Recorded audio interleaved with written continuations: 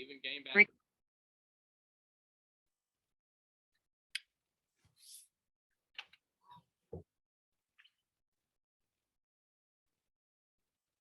We've had some new kids start. Yeah, we have. It's been fun. Some of them are Online is definitely taking off. you can tell they're new because they're a little I mean, kind of unsure what's going on. Yeah. Like a cow at a new gate. uh-huh. Standing here looking at it for a minute. Yeah, we definitely have the side looks here every now and then. And I like that though because Yeah. you really get to prove your point. Yeah, we gotta do our job. You get to That's the whole teach hitting. Mm-hmm. Once these kids really understand what's happening in the game, you have, a pitcher throwing the ball to you, the easiest pitch in the game to hit is fastball. That's what we're looking for. Should be all the time. If that's what I'm dealing with, that's your test. Yeah. You know the answer that you're probably going to get most of the time, especially if you're looking to hit early in the count. You're going to get a fastball. So you need to understand how to hit that pitch. This is what we're teaching. This is what the program teaches. All the training videos that go along with it, all the access through Discord, things like that. That's what we're trying to teach you, is how to hit a round ball, a round bat, square, consistently. So fire away, folks. Questions. Always takes a little cranking to get that first one out. And I'll tell you, some of the stuff I dealt with last week a little bit through some of our lessons. We made a video about it. Tip of our week. Tip of the week this week. If y'all want to go watch this on our YouTube channel, but just a little bit more of an insight into what the one-hander and two-hander is doing for us. It's always going to set up a better direction, straight, direct, inside the ball, but it's also teaching us a way to direct our energy and power and speed, and then release it in the direction we're firing, which is something that a lot of kids have trouble with. They don't really release their barrel. They don't let it whip through the zone. They try to drive through the zone, which is in that aspect of things, it's taking them away from the ball. It's not taking them through it. Their maximum speed isn't in the hitting zone anymore. Yeah. Their maximum speed, truthfully, kind of slows down and it lengthens out and it gets a little bit circular. It starts going away from the zone. And this, Go ahead. And this is something that is across the board with different sports. Yeah. Football, pitching, boxing, all these different things where people practice going through their target rather than to it because of that reason. Yeah. People are so caught up in getting this perfectly on the ball, and in relations, they're not going ever through it. They're not ever getting the max power, max speed they want, getting through the ball. They're just going to it and out. Yeah. So a lot of people are like, I don't have any power. I'm little. It has nothing to do with their size or anything like that. It's the fact that they're not setting themselves up for success by going through the ball and creating the most speed and power they can. That's right. I think of a phrase that a lot of folks used to use, or I used to hear it all the time. Short to it, long through it. Yes. Okay, to it and through it. Truthfully, I see now too many kids trying to get through it. Yeah. That should be the easiest part of the swing. Once I get past that ball, getting through it should be the easiest part of what I do. I'll let it go now. If I keep on going and I'm trying to get through it so hard, the speed that you created, the weight of that bat's going to grab hold of you and it's going to pull your bat different directions. Your body's going to stop and start turning to keep from going forward. Well, it's not going to accelerate anymore. Yeah. It's going to slow down almost. Yeah, you got to really focus on, to me, you got to focus on getting to it. How am I going to get to it? If I can get to it the right way and just stay loose, let it go, I'm going to get through it like I should. And that sets up everything else in our swing. Like if we can feel that direction being started and released on the pitches we want, outside, middle, inside, it sets up everything else when our legs get into the picture. Because this is the last thing that's going to happen in our swing. That whip and that release is the last bit of release and energy we're going to feel in our swing. So if we can feel that now when we're doing our one-handers and two-handers, it's going to set us up even for better success when we start using our legs, when we start really trying to create that power and those balls getting up in the air when we get into weight, shift, and height. So if any of you guys are on the early stages of the program, possibly week one more so than anything, I would really make sure that they get the hands drills looking like what they see in the training videos. Utilize the Discord, utilize the resources that you have to get access and make sure I'm doing it right. Because like Brian's saying, once you get to the weight shift drill, if your hands aren't working properly, if you're still trying to drive all the way through the zone, you're not going to even be able to do the drill right. You're really not even going to be able to fire your knee first. You're still going to be firing from your hands, and your swing is going to be from the top down rather than the bottom up.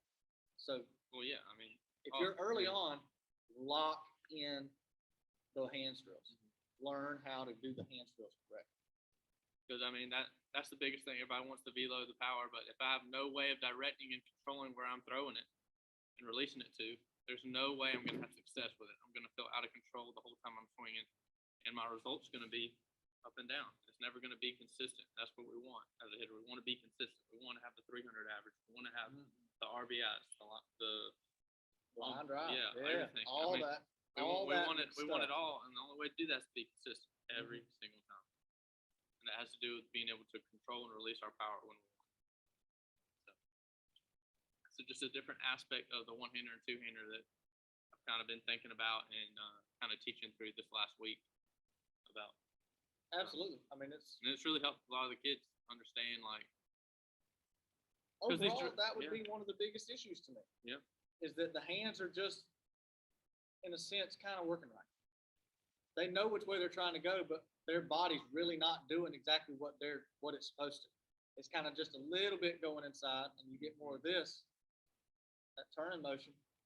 Then you do that real and release. I know these are drills, and there's something we do every day, and it can get repetitive and sometimes boring. But at the end of the day, we have to think about what we're doing. We have to learn what we're doing in these drills, not just do them. There's so many people that I've been coaching here a little bit lately that are just doing drills. They're not pushing themselves speed-wise. They're not trying to release the bat and that energy where they want. They're just going through the drill, one rep after the next, and it's hurting them. I know some of our guys we have here actually has a pretty high velo, but he has no sense of directing it yet. He's getting a lot better, but he has no sense of directing it yet. So he has all this speed, and it's hurting him right now because all he's doing is out of control behind him every single time. He has no way of directing it back to the ball, which is hurting his consistency. And we talked about, me and his dad and him talked about, I mean, it's all good off the tee. It's all good in soft toss. It's all good off live pitching when you know where the pitch is going to be and all that kind of stuff. But when he gets in the game, he can't get it right. He's up, down, and it's so frustrating as a hitter to be there. And I'd say the biggest thing is being able to control where we're going. 100%. And if we're able to control where we're going and direct it, we're always going to be better. If you start the 30-day training with a kid but take a week or two off, you recommend picking back up where they left off when they come back in.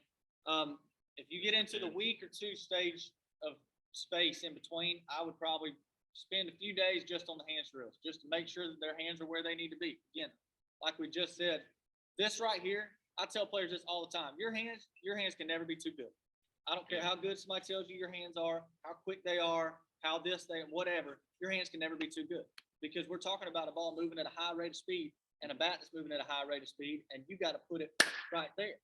Okay, you can't be too perfect. Yeah. So pause, make sure their hands are good, and then kind of pick back up where you left off. I'm not going to tell you to spend a whole week. It may just take you a day. And may just take you two. And you'll see slow progressions when it comes to game time. It'll start off with having better contact, strikeout numbers going down, putting the bat on the ball, correct walks. I may not be going line drives like I want and all that kind of stuff. I'm putting ball in play, get myself. But I'm having better hands, so I'm making better contact, making more consistent contact. After I get to that point, what John's talking about, and I'm getting into it, if I want to get the ball in the air, now I got to focus on lower half. Now I got to focus on how to get it in the air, and that's from my lower half. That's how I'm going to get that ball driven and that energy coming from the ground.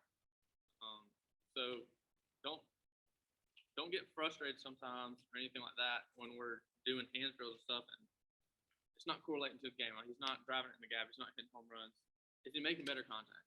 We got to take small baby steps before we can get running into those line drives everybody wants to see. If I'm making that better consistent contact, they will come.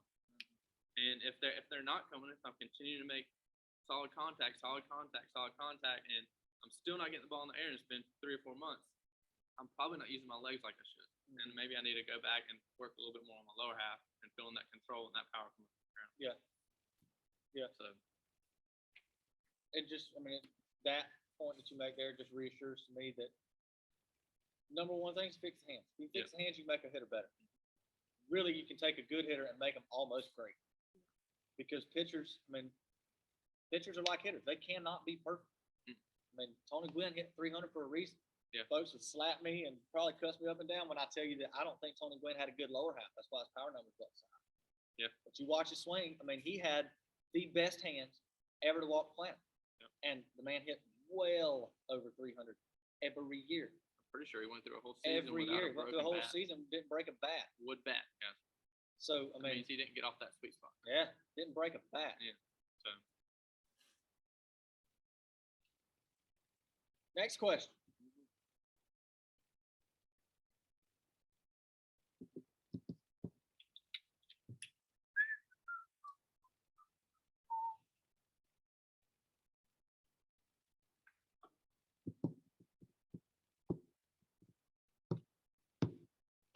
and to talk a little bit about lower half, I don't know much having any questions, so I'm gonna fill that time with Do it. some knowledge. Fill it. If your kid is struggling with lower half, being able to do these drills, weight shift, high, now's the time where you need to understand he needs a little bit of weights in his life. He needs a little bit more strength in his life, a little bit more conditioning in his life. Because after a while, there's only a certain point your kid's going to get to before he hits a wall. And that's where you know, okay, it's not necessarily the program, it's not necessarily the drills that are holding him back, it's his weight, his size, his strength needs to improve. The bats are going to do a lot for him as far as strength goes, but the extra stuff, the stronger lower half, the more powerful lower half, the more explosive lower half, all those things, core, those come from outside work, the weight room, working out, all that kind of stuff. Not necessarily heavy weights, but quick movements, condition, so that his weight is one, so his legs can support himself. And that's going to be a tough one in body weight wise, but that's where you know that he needs a little bit more than just the bats and just the weight shift and just this to improve himself the way you want to see him where he wants to see. Yeah. And to get over that hump. It's a little bit more weight room. We did with this with a lot of kids. They reach that wall, they're good. Swing looks great. And truthfully, I'll say this too: the first time we ran into it, like 2 years ago, first time we ran into it, it was kind of like, what's the issue here? We kept working with the kid, kind of kept working through stuff, trying this, trying that, because certain drills weren't quite where we wanted them to be. Yeah. And then it's like, I mean, he can't move as well as he needs to move. Yeah, he can't Like get. he's He not can't as get there. he's not as mobile as he needs to. He can't He's get not there. where we flexible. want. He needs to get more flexible in certain areas. Yeah. He needs to also put some weight on because he can't really get that bat going Yeah. as good as he needs to Mhm. because he's not really strong. He's got to change his body now.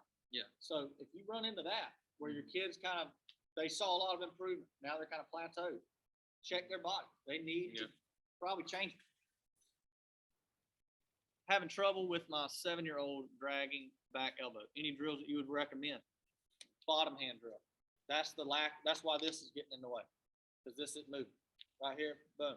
We got to get to this. So that youth one-hander for him. Yeah. If it's too heavy, find something that he can do that with. I mean, even if he can't swing the bat, he could probably take that youth one-hander and just do this. Come right back. That, don't hit my table. Come right back. Okay. That right there to me is like going to the gym and working out for a 7-year-old. And I would even. That's weight. That's lifting weights. Working the right muscles.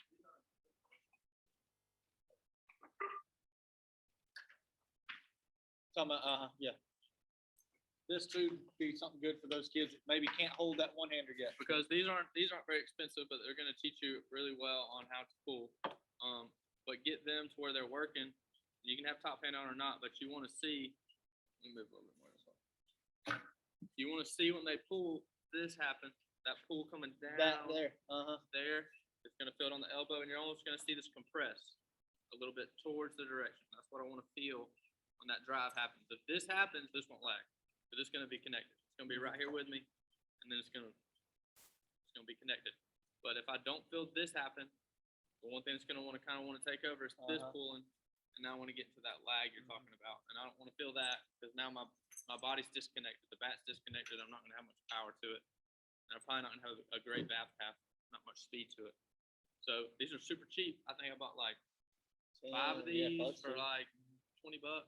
But these are really handy when you're trying to isolate things without having, if the bat's too heavy, the one-hander, like you said, or two-hander. It's really an easy way to isolate things a little bit better for them. This is the bands. But yeah. It's a good question, though. Any others? Maybe from Instagram, too.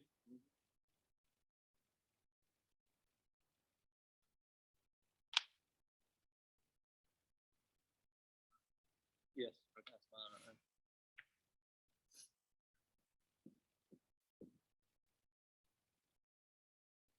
All right, guys, I can sit here and talk all day I'm about my telling you, lessons, my throat's getting dry. but, Hey, Jason, talk to me, Jason. I noticed in the YouTube videos posted that Brian has his hand set in a low position before swinging. Do you have a preferred set hand position? Great question. it is great. I was one of those when I started. I had my hands were kind of up like this, mainly because I was taught a lot of top hand driving, and so that's naturally going to put your hands up high. I'm not a big fan of this. Some folks will kind of start here, and when they load, their hands end up here. But Brian pointed this out to me, and I'll never forget when he did. I mean, you're talking straight direction. If I'm in this position, look where my direction's going. It's going straight into the ground. So when I really try to drive my hands, that bat is all going to fall. I'm telling you, that right there is where the ball is going, down the ground. If I can get this straight right here, Straighter. my forearm here, okay, that's the direction towards the hitting zone. That's where I'm really trying to go, right there. So if I can lower those hands and get that weight feeling more like it's in my forearm, kind of in my back of my elbow here, boom, now I can get the right part of my hand driving to get the bat in the right position to go through that zone. If I'm up high, okay, or close to my head like this, you got to pull so hard to get your hands back, and that big move right there is going to cause that bat to lay down to the center. And another thing being high like that does is put some stress on your shoulders. Put some tension there. I keep my hands so low because I want to move my elbow quick. I don't want to feel my shoulders getting tension when I'm with my hands, because if I get up here in my shoulders, a lot of kids' bad habits with that front shoulder want to pull. And if I have tension there already when my hands are starting, I'm going to have a tendency to want to go back to it. And I don't want to do that. I want to have all my strength and everything sitting right here where I want it. Just put my top hand on it, nice and loose. And after that, just the rest is history. I just got to really think about the elbow driving. And after that, just, like I said, release that energy I just started. So that's why my hands are so loose. It's easier for me to keep my direction better. I still have strength. It's actually comfortable down here because the weight's just the weight's kind of just sitting there. It's just sitting on me. I'm not trying to hold it. I'm not trying to control it. It's just letting it sit here. And all I'm doing is the first thing. I'm not trying to pull it or push it. I'm just trying to direct it with that elbow, and everything usually just falls right into place. Right behind. Yeah. Falls right into place after a lot of practice. Yeah. I didn't do it at first. That's right. After a lot of That's right. practice. Because most kids are gonna say, "Oh, it's uncomfortable. That doesn't feel good." Well, it's not, because you're not used to it. Uncomfortable is not always a bad thing. Yeah. But different's good most of the time, especially in this game, especially with the hitters that we see, especially with us. I think about when I was changing my swing, when I really kind of all this started making sense to me, and I thought, okay, I need to go fix my swing. The areas where I was off. You have to really have a good, thought process. What you're gonna do. I lost my train of thought like that. There's another question too. Asking you about he's having trouble with the front elbow, and based on what Jonathan was saying, sometimes if you don't go in with a good mindset of what you're trying to do, you get caught up on things that you see. So the ball sitting on the tee, a lot of people start training off a tee and they get caught up on the ball. They get caught up on going to the ball. They keep caught up on the direction going this way. Caught up on the result. Yeah, the result. All these other things that are taking me away from what I'm trying to do. I'm trying to go to the pitcher. I'm trying to drive this elbow and keep loose hands. Yeah. Okay. That's the only thing that matters. Right. So my eyes just have to stay on the ball. That's like a target. We talk about going through our target, releasing that energy through my target. It's never to my target. Okay. So in that mindset, I have to trust what I'm trying to do and just drive inside and let everything else work itself out. As long as my start is consistent, my result's going to be consistent. When I start worrying about how that bat's going through the zone, how I'm finishing, where the ball's going, that's when my result gets off, because I'm not thinking about my start. I'm thinking about the result, me getting through the zone, all this other stuff, and that's when I get into trouble. So if you're having trouble with your elbow, sometimes it's not necessarily that it's not that you don't want it to fire. You're probably thinking about it, but sometimes you get caught up on too many other things while you're trying to do it that takes you away from you actually doing it. I know where I was going. Basically, kind of like you're saying, I think about the habits that I had. I would go into these drills, the one-hander, the two-hander, and be trying to apply the things that I learned previously. Knob to the ball, how I learned it. Palm up, palm down, how I learned it. All this kind of stuff. And truthfully, the phrases were not wrong, but I was still trying to put the bat in this position. I have to feel something different. It can't be, you can't take the same old stuff that you've been taught and try to do it the same way with a different bat. That's not gonna change it. You've got to make yourself change. You got to really stop and think, okay, I'm not focused on this. I'm trying to get this right here in this position. As fast as I can get it there. Without any drop, without any rollover. I mean, just straight and fast. And really work and make yourself feel that. So, great little trip around the block there. Trip around the block, sure. Whatever feels comfortable, really hand high position. Now, I do talk about, when we're talking about comfortability and everything, I don't like to, my hands might be here, but they're not still. Okay, I have a rhythm. We don't want you to sit here still. It's gonna be hard to move something from a still position. I have a little bit of rhythm. My rhythm mirrors the direction I want to go. I don't have a rhythm that's going back and forth, up and down, because my direction is trying to go straight. I have a rhythm that's mirroring that. That's rocking back, kind of forth. Emphasis on this bottom hand, controlling it back and forth to my direction, and I'm timing that start the same way off that direction. Once I hit that back wall, boom, I'm time to drive and go forward. That way I'm going to have a looser swing. I'm not going to get so tight. People sit there still, the weight's just sitting on them, and the tighter I get. So if you get in that comfortable position, I would say try to feel a little bit of rhythm happening, even with my hand stroke. One-handers, two-handers, that rhythm's going to transfer into the weight shift and pipe and all that kind of other stuff. You're going to have a rhythm to be a good hitter. You can't be a still mechanical hitter. You're not going to be smooth. No, and Jason's kind of continuing that, talking about hand load. Do we not like a lot of hand load? I mean, to me, rhythm is your hand load. There should be no loading of your hands. There's a video on our YouTube channel right now of Gray, and it's like the staple. It proves the point that you don't have to do this to hit it. Even though you don't need to take your hands anywhere else. We're starting this from the ground up anyway. This just has to get there quick. If you can build your body, build your swing to a point where you can fire knee, hip, elbow, and hands, then all the rest of that stuff, I mean, that's going to play out on its own. You don't have to move your hands back. The more you take them back, now you just got farther to go.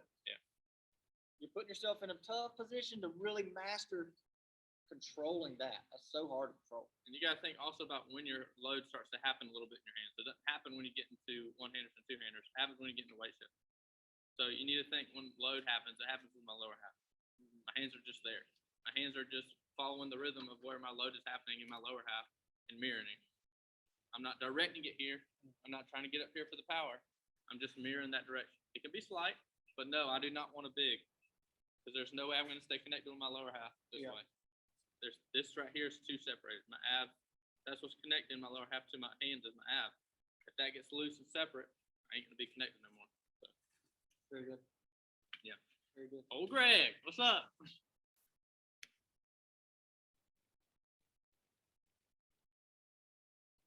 Casting hands tips. That's the question we just kind of went through right now. Hold on. I already asked this. I joined late, but I'm already noticing I have way too much movement. The load, to me, a lot of times folks think it has to be bigger than it really does. Your load isn't big. I mean, you don't have to load big. I'll take a swing, kind of talk to you a little bit. But sometimes the best thing to do is give an example. Everybody thinks the load has to be big because they're thinking power. They're trying to take a swing and hit the ball hard. Big isn't going to make the ball go hard. Hard comes from speed.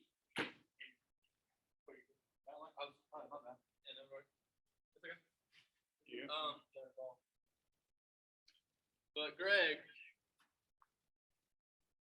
I know you came in late. We were talking a little bit about hands and how when I do my one-handers and two-handers, just setting up my drive for direction and then my release. Okay, my release of that drive and that direction through the ball. Okay, if I have too big and too big load, a lot of people like to have high kicks. If you can see, I don't have much control of my weight. One. Okay, the first thing I gotta feel is control of my weight. Some things I like to do when I have people here is I'll put a ball in front of them and a ball about an inch and a half, maybe 2 inches to the right. I don't want my weight to go past this ball. Okay? Because if my weight goes past that ball, I'm getting over my leg here. I'm not going to be able to drive it up. all the weight sitting on top. So the first thing I'm gonna have to do is come off it first, which is gonna lose all that power, and then try to come through. It's gonna create a bad drag, not staying connected with my upper body. I got to really feel here when I'm doing this. I feel that weight stay on the inside, and my upper body stay in between my legs, okay, in between my knees. So all I'm doing is kind of driving. That's all my load is right there. Boom. My weight's over that wall on the inside. I feel power in my leg. I don't need any more than that to create speed. Okay? If I get too big, my speed's gonna get lost, and I want to try to rely on my strength. Okay, my muscles. And that's when things start going wrong. That's when I start getting tight and things start slowing down. Okay? So really feel when I'm doing this, when I'm driving and loading, everything is released through. Okay? It's nice and smooth. Okay? Eat it. Everything seemed very controlled. I still had a great speed, and everything released through the ball. That's all I want to feel here. Nice, easy load, and I can control it. Okay? If that pitch is a little bit longer, I can wait a little bit longer and still control my fire here. That's what we want. If we can control this, that fire, that hip rotation, my hands through that ball, everything else is, you're not going to have to worry about so much. You're going to have to make small tweaks to your swing in the overall scheme of it. Okay? I got to get a little bit further past the ball. I got to use a little bit more of my elbow power. I don't have to worry about, my knees not firing, my hips not getting there, my hands are lagging, all these big things that I think about. Now I just get to think about little tweaks I get to do in a game or in practice. It's going to make everything a lot better. Okay? But no, if anybody says you have to have a big leg power, you don't. I'm not a big guy. Okay? I can control my weight very well, and I can create really good speed. Okay? And I'm not that big. Greg knows he's met me. Okay? I'm not a huge guy, but I have really good body control. I have good control of myself and my direction. If you can master that, the rest is history to me. Yeah. Then I get to worry about tracking the ball. I get to worry about doing other things in my swing rather than how it looks and how it functions. And I'll kind of use this like preaching. Everybody wants to get to that place. Yeah. Like that place where somebody worked at this, that's done this, Yeah. that's, put in hours and hours and hours and hours of this. But you don't get there by just one get there. No. You got to go through there, all the drills, every day, and you got to have that kind of mindset of, okay, I got to quit thinking about this. That's what I'm really doing. No matter how bad I'm thinking about my elbow, my hand's going straight across the ball. But I got to feel myself get inside. And you have to work. It's got to be a routine. You know, we set out and they said, what's your routine? Yeah. This. Yeah. This is the routine. I do it every day. Every day. This Every is day. the routine. Even if it's just full swing. Sometimes it's not always one-handers and two-handers. Sometimes it's weight shifts. Sometimes it's other stuff. But we work it every day, and we think about stuff every day.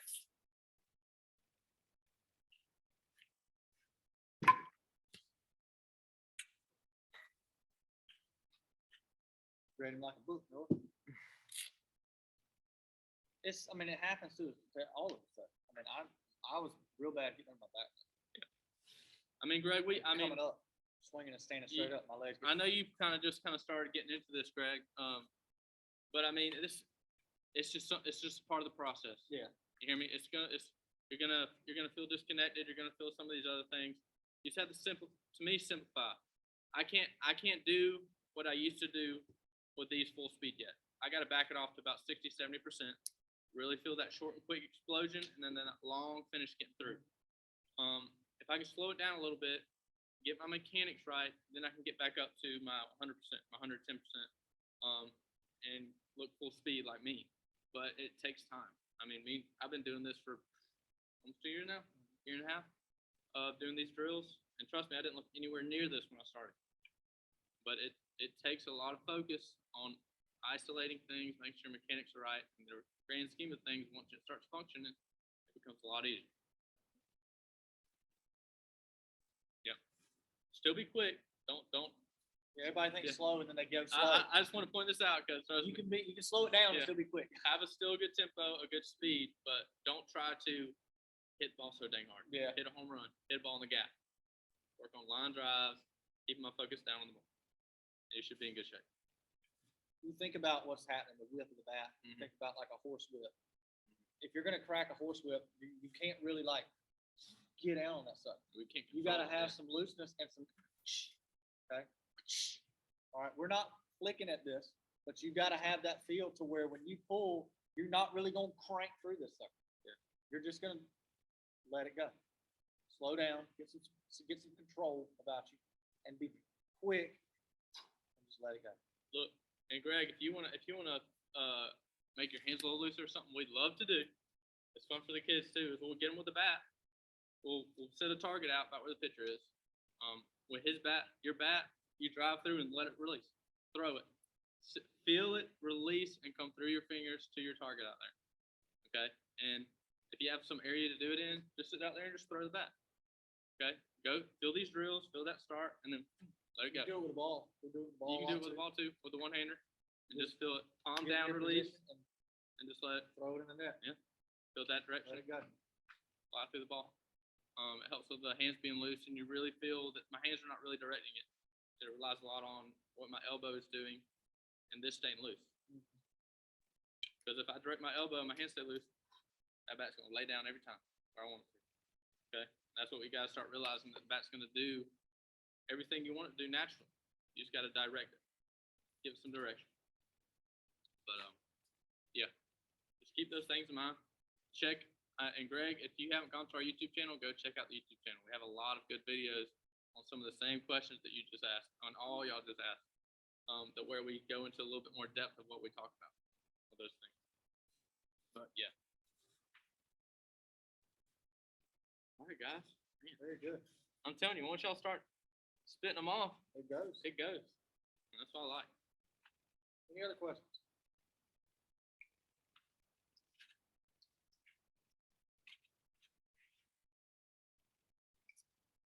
I don't know if you heard, but that game bat was cracked. I think it sounded good and felt good. I'm just messing with it. But yeah, it did feel good. I do like the way they feel.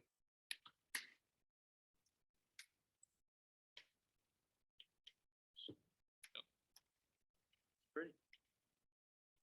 It lasts pretty good too. I hit about 50, 60 balls of this that make many marks on the barrel. Any other questions, folks? Got anything else, guys? Ask it away.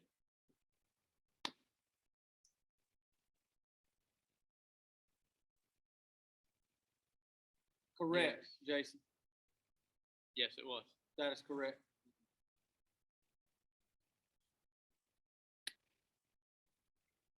So if you want to find out more information about that, just go visit our website, swingshopofficial.com. You'll see it up on the bar. It'll say hitting clinics. Everything will be there for you.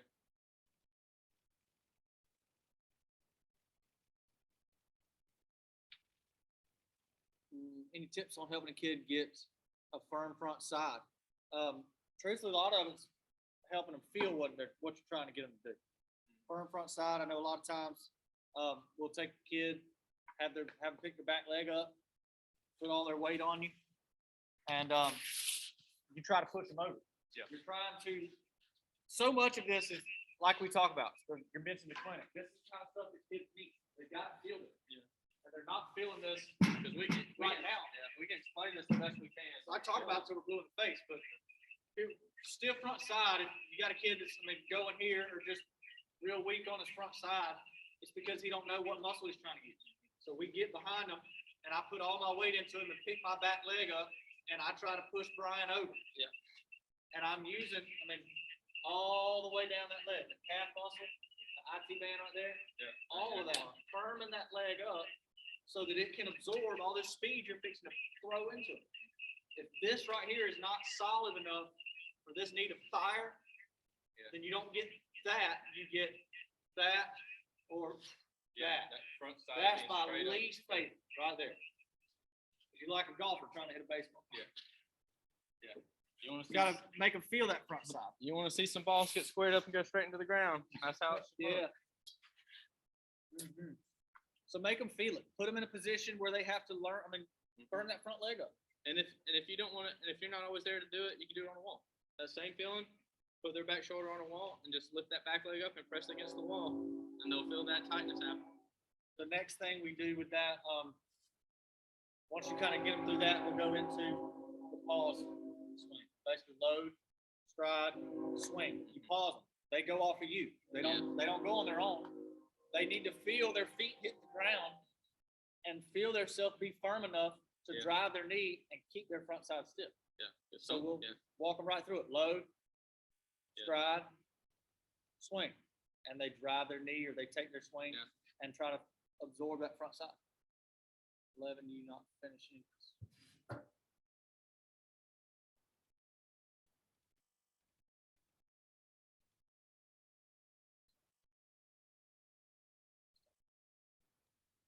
Is this happening in the game, Pablo? He's got a kid that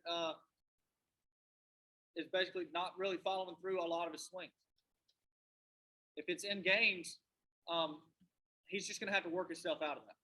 He's 11 years old. That's one of those things that, I mean, that's one of the tough parts about the game. That's one of those things that they're really not a drill for. How far along is he in the program? Has he done everything? Has he gone through the full 30-day, or where's he at? Because I know one place we kind of focus on the finish because it helps with you. Is it because it helps with you sitting in your back, sitting on your weight down, which is the pipe. But if he's not there yet, I don't want to rush it. He finished 30 last week. Okay. Yeah. My question is, and we'll kind of show some stuff here. My question is, if you do this in games, this is something that's happening in games. For example, he takes a swing off the tee, and he gets through it, boom, and he finishes back here. Okay, that's what you want. Then he goes to a game, and then he's boom doing this and running out the box. Mm-hmm. That's going to be, to me, he needs some front toss, some live BP type stuff, and he needs to stand there and take a full swing like you would in the game and just hit. Yeah. You got to forget about trying to get out of the box. Yeah. You got to really get in your head and get out of. I'm really trying to hurry to get first base. I got to stand here and take my swing. I got to hit. Brian's talking about getting through that swing here. Okay? That's what's going to help your finish is getting your lower half through it. If I don't get my lower half through, I'm finishing up high because this isn't sat down yet. Mm-hmm. But if I take the same swing and think about getting my knee and my hip through the ball all the way, then I finish boom, over here just like I should. Mm-hmm. Okay? That's the kind of swing you want in the game. If you're not getting that in the game, you got to find a way to put him in a game-like situation and force that out of him. Yeah. Put him on the field, have somebody pitch to him, and stand there and hit.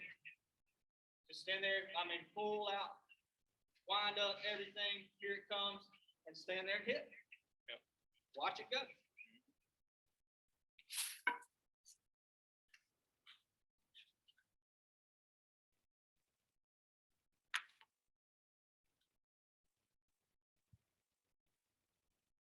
Yeah. You just got to work out of that. That's a mental battle, truthfully. I was one of them guys. Yeah. Man, I never finished. I never finished like that. I'd hit that sucker, that bat would whip right through my fingers, and I'd finish right here. Yeah. I'd be out of the box. I mean, so many things to me. I don't know about Jonathan. We're both pretty quick. I mean, a lot of my base hits were because of my speed. Yeah, right. So a lot of people would try to tell me, put it on the ground, run it out. Yeah.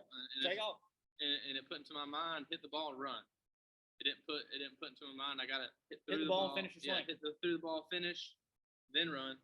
I'm in the middle of once that ball hits my barrel, trying to take it out of the box.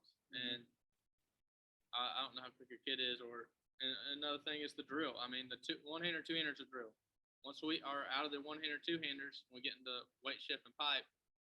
It's not a drill anymore. You have to finish now. You have to feel yourself get into that full swing scenario, like what Jonathan's saying. Yeah. But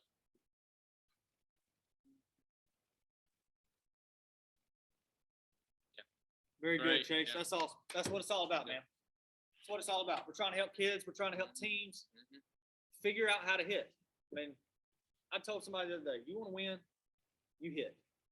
I mean, if you ain't winning, you ain't. It's probably because you ain't hitting. Yep. Ain't many folks are getting beat because they scoring 15 runs a game, 10 runs a game. I agree with that. Last question. We got 9 minutes. Yeah. Till 2 o'clock. Till the 2 o'clock hour. Any other questions?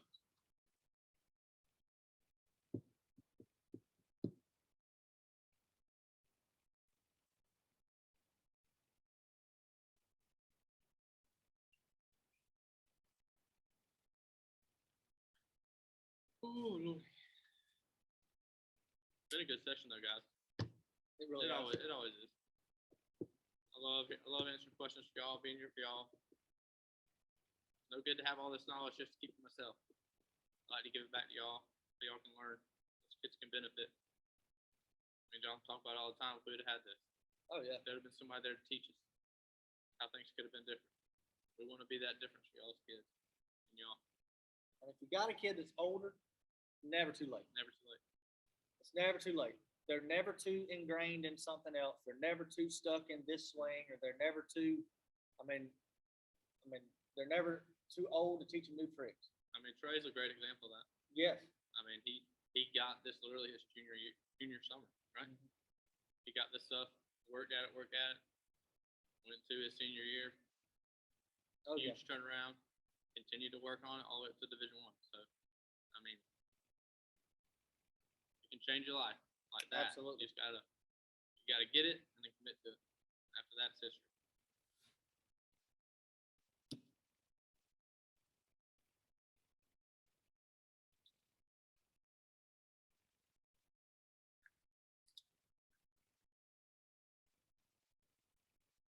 All right, guys. Very good, folks. Yeah, ain't got nothing else. We appreciate your time. Thank you so much. We apologize for missing you last week. We had some issues with our email sending out. Yep. But we should be rocking and rolling from here on out. If you do miss us, if for some reason email doesn't come out, message us on Instagram, Facebook, wherever you can find us. And just shoot us a text. We'll keep you in the loop with what's going on. So it's never because we don't want to be here. This is our favorite day of the week by far. So we appreciate your time. Thank you so much, guys. We'll see you next week right here on the CamWood Live. Holla back.